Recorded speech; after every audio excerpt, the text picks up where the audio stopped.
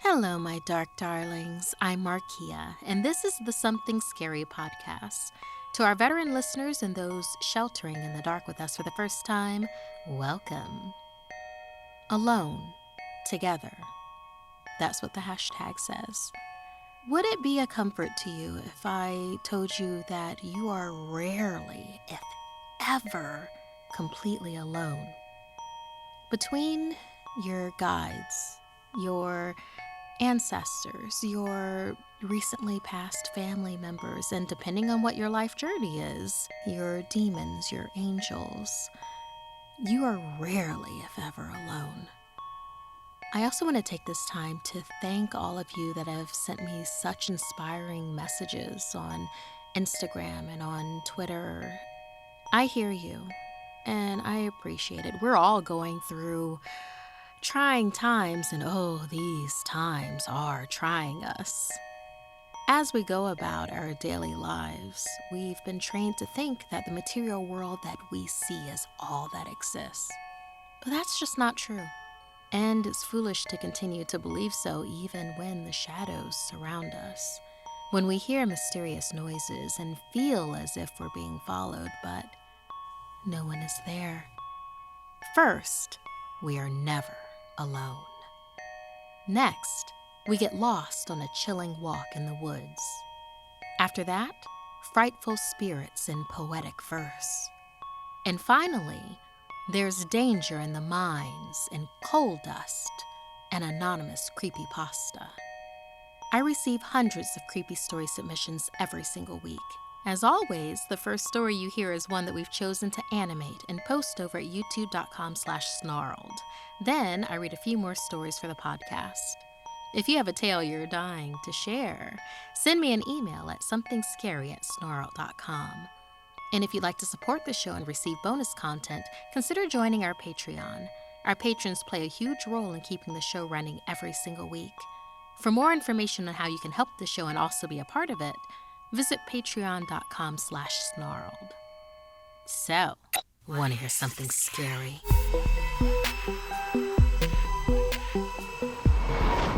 Not alone. Connecting with others staves off focusing on the quiet corners of our own homes.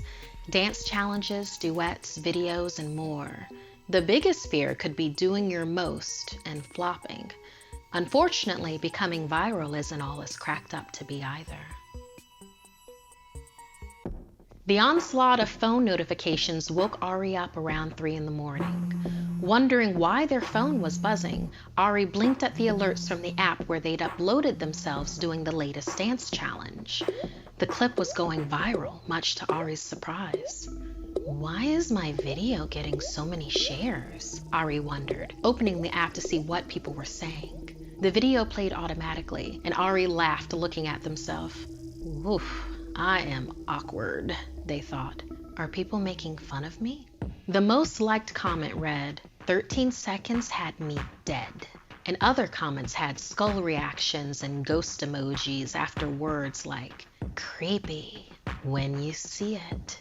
Weirded out, Ari replayed the video and stopped at 13 seconds. They were crouched down by the stairs, stuck in a pose just before jumping into the air. Staring hard at the surroundings around themselves, Ari's vision landed on something strange. On the stairs was a small face, peeking out from between the bars. Zooming in, they saw what looked like a ghostly boy watching them with a round face and bowl cut, just sitting there. When the video resumed, Ari jumped and the boy's face on the staircase was gone. Ari was home alone.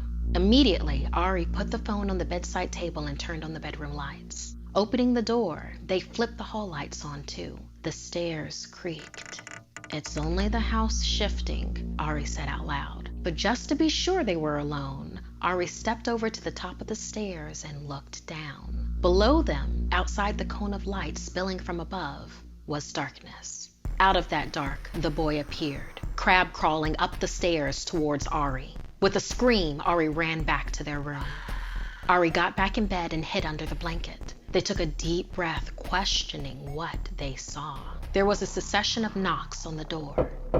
A gasp caught in Ari's throat and their phone buzzed twice. Reaching out to grab it, they saw a small hand swipe it with a giggle. Ari hid under the blanket as the shadows of the small boy ran around the room. The light switch was then flicked off. Engulfed in darkness and without a phone, Ari was terrified. What did this ghost kid want? Paralyzed with fear, a chill took over the room. A weight shifted onto the mattress. The light of Ari's phone glowed through the blanket, getting closer and closer. Throwing the blanket away, Ari jumped off the bed and ran to the light switch. When the room was illuminated, something fell against their feet.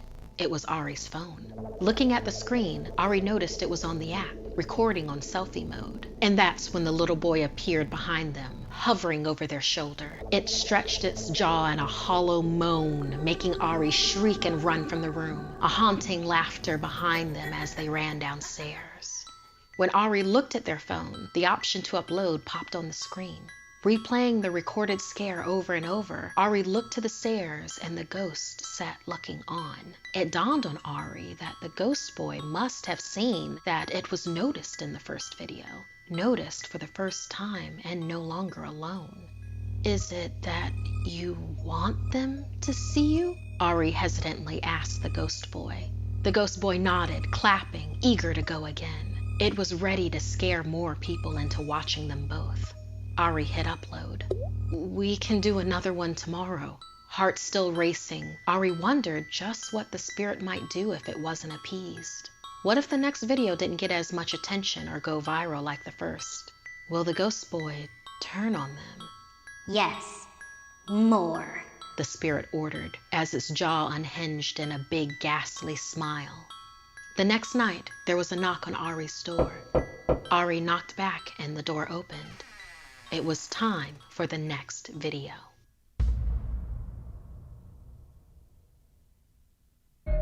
Hey, my dark darlings. These days, we have many ways to stay in touch with family, even when we can't visit them in person, like family movie watch parties or video conferencing a weekly dinner together.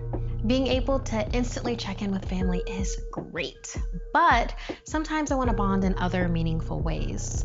Thanks to Storyworth, I'm connecting with loved ones everywhere and learning family history I never knew about. What I love is that it's helping my family celebrate our past together. It helps to have that touchstone when you're going through tough times in the present. Storyworth is an online service that helps your loved ones share stories through thought-provoking questions about their memories and thoughts. Every week, Storyworth emails your family member different story prompts. Questions like, what have been some of your life's greatest surprises? My mom has been sharing her writing prompts with my dad and my aunts. Reading the weekly stories is fun. For instance, my aunt shared one of her early dating disaster stories and exactly how my uncle won her over enough for them to get married. After 1 year, Storyworth publishes the stories and will ship the book to us for free. Connect with family and discover untold stories with Storyworth. Get started right away without the need for shipping by going to storyworth.com/ss. You'll get $10 off your first purchase. That's storyworth.com/ss for $10 off.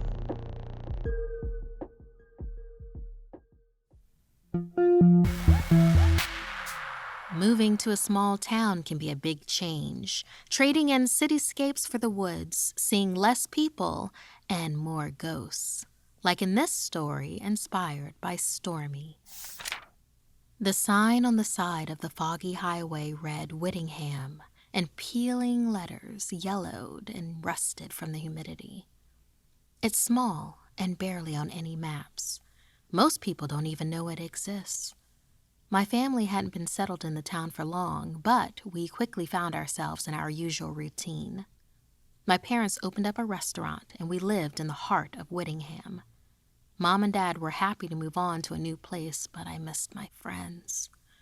Sure, it was more desolate than we were used to, but it felt as if we belonged there. After we'd lost everything in the last town we'd lived in, it was a nice change. Mom and Dad were handling the dinner shift while I relaxed in the barn.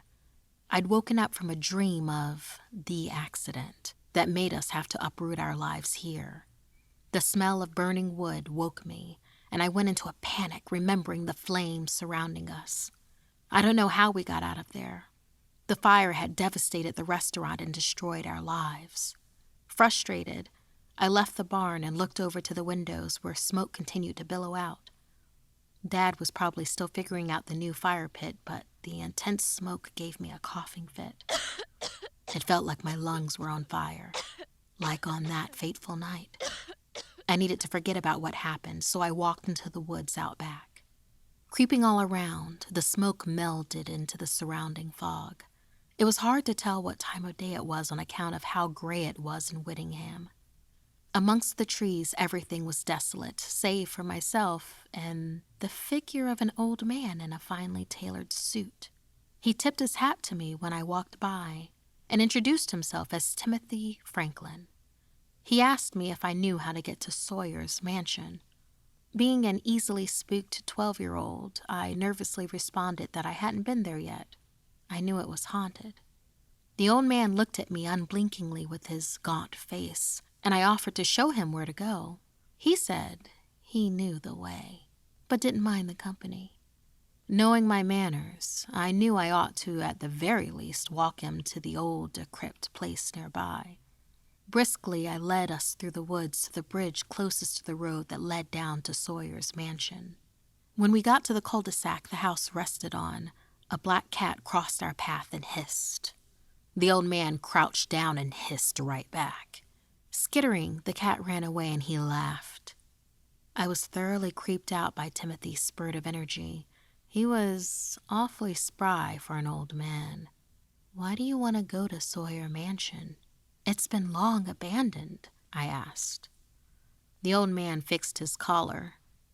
Oh, it's never been abandoned, son. Why, we're on our way to greet my darling Tallulah for the town celebration. It's a welcoming party, you know. Confused, I asked what he meant. As far as I knew, there was no town gathering or inhabitants in the old mansion. But as we walked up, the house looked different from how I remembered it. It stood resplendent on the end of its street, golden light shining from its windows and jazz music floated in the air. I looked around and everything seemed out of place. The fog intensified as we drew closer to the house and the smell of smoke.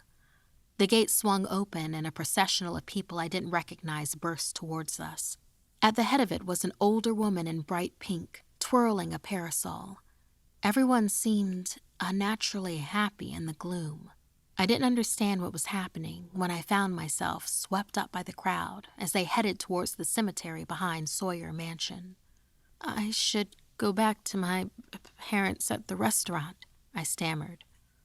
Tallulah put her hand over her heart. Bless you, boy, but there's no restaurant there anymore. Besides, your parents are waiting for you at the party. They arrived not 10 minutes ago. The fog began to roll down into the cemetery as we got closer. Fireflies sitting in the leaves shone like lights in the trees. When we crossed the threshold, I had a strange feeling come over me. I coughed, feeling a burning sensation in my throat. How could the restaurant not be there? What did she mean? Among the tombstones, the party was in full swing and filled with people in their best suits and dresses. Searching the crowd, I sought out Mom and Dad. If they were here, I needed to be with them. Through the thick of the crowd, I looked until I was dizzy. It was so packed. Finally, my mom clasped my hand and pulled me to where she stood with Dad. They hugged me close as the fog began to clear. I closed my eyes as I felt the warmth of their embrace. They smelled like smoke. It's time to go, Dad said reassuringly. When I opened my eyes, I looked back at Timothy and Tallulah. They waved at me and spun into each other's arms. The fog lifted in that moment, and I was at a loss for words. The faces and skin on everyone around us faded away, revealing jangly, dancing bones and tattered clothes. Welcome to Whittingham. We'll be seeing y'all around, Timothy shouted, and I realized he was dancing in front of a grave that read his and Tallulah's names. They were the founders of the town from over 200 years ago. Then I remembered my dream, the smoke and fire that I saw surrounding me before I woke up. We'd died in the accident, in a fire at the restaurant. Mr. Timothy Franklin nodded understandingly. He was there to help me cross over. My parents smiled as they pulled me along to our final resting place, where we'd spend eternity together as a family, forever, in the woods of Whittingham. Thank you so much, Stormii, for inspiring this story for us. I wonder with this, did the family die before or after they arrived in Whittingham? Is Whittingham a curse, or is it a salvation for these lost spirits? These spirits that just want to have a home.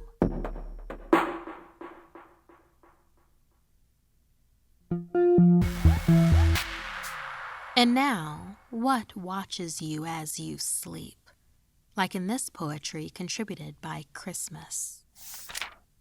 Stanza 1. Back from the grave. I once knew a man named Dave who lost his life to a watery grave. He was very well read but badly behaved. One day, while being particularly not nice, he fell ungracefully through some thin ice. He splashed and flopped himself about, unable to climb out. He clawed and clawed, but couldn't be thawed. In the end, he sank and died. No one cried, or for that matter, even tried. Sometimes I still see Dave walking around town, always lurking about with a miserable frown. Though I dare not say any greetings, out of fear he might take it as a welcome to meeting. Stanza 2. Under the bed. Sometimes, at night, when it's silent as the dead, I lay awake at night listening to the sounds that rattle through my head.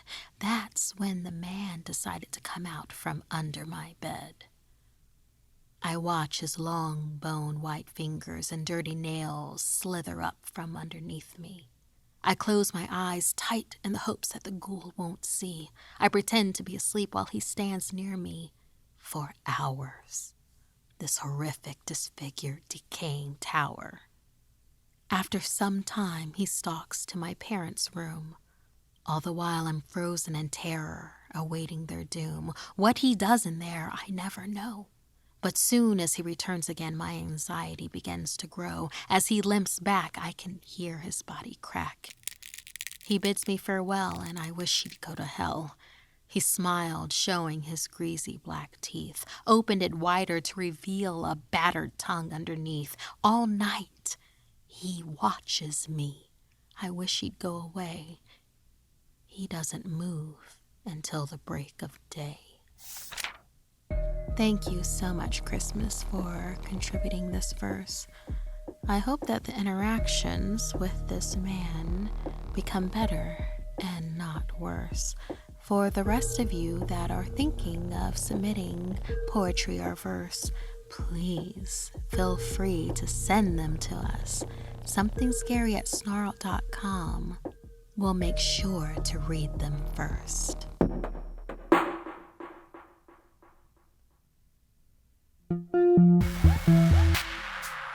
An anonymous creepypasta reminds us to mine the history of a place for knowledge and dark truths in Coal Dust, Abridged.